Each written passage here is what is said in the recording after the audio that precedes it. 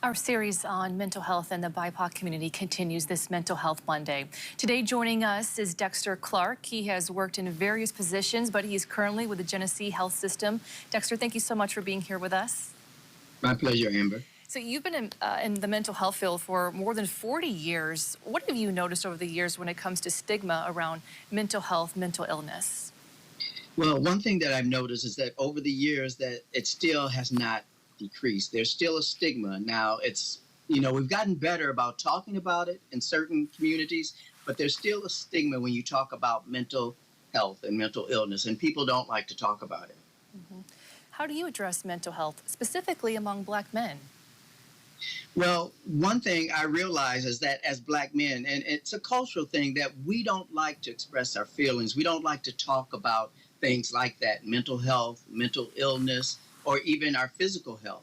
So we determined and decided that the best way to do that is to have an atmosphere where people can feel comfortable.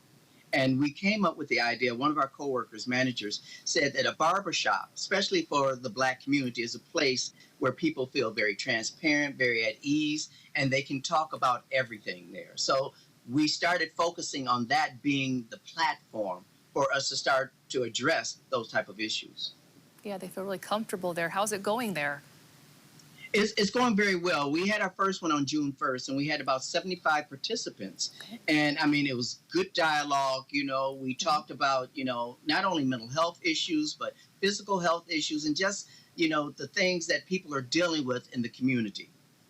Dexter, what is it about at the barber shop for men? Well, what it is it's a place where everybody is equal. You have law enforcement, you have lawyers, you have people with degrees, you have people that don't have degrees. They all come there and they all feel very comfortable about the dialogue. And the barber is basically the facilitator. He guides the conversation and he hears so much. He's a wealth of information. So by bringing people together to talk about that again, is a very good platform to start dealing with issues that are very prevalent in the Black community. I want to ask you about the Mental Health 101 and how you're reaching the faith-based community. Well, basically, the same thing. It's always been that stigma that, people that have mental illness in the church, you pray it away, or you just tell people that you don't have enough faith. But pastors are now realizing that they're having more and more congregants coming in with very severe, mental health, either illnesses or trauma, and they don't know how to deal with it.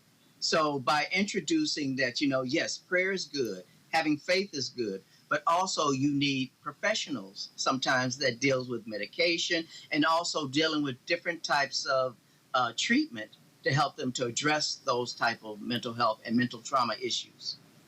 And Dexter, you were talking about this on a recent podcast, mental illness versus mental trauma. Yes.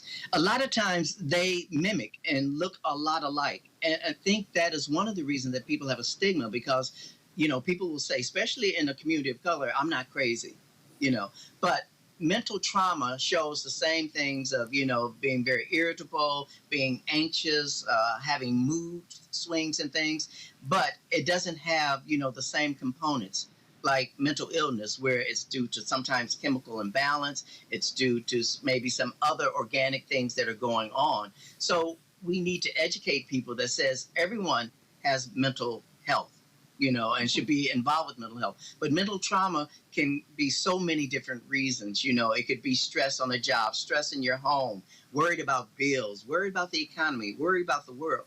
And that can cause you to have mental trauma. Okay. Well, thank you so much for joining us, Dexter. These are important conversations to have. We appreciate your time. My pleasure, and thank you again. Yeah, we're going to check in with Ellen now.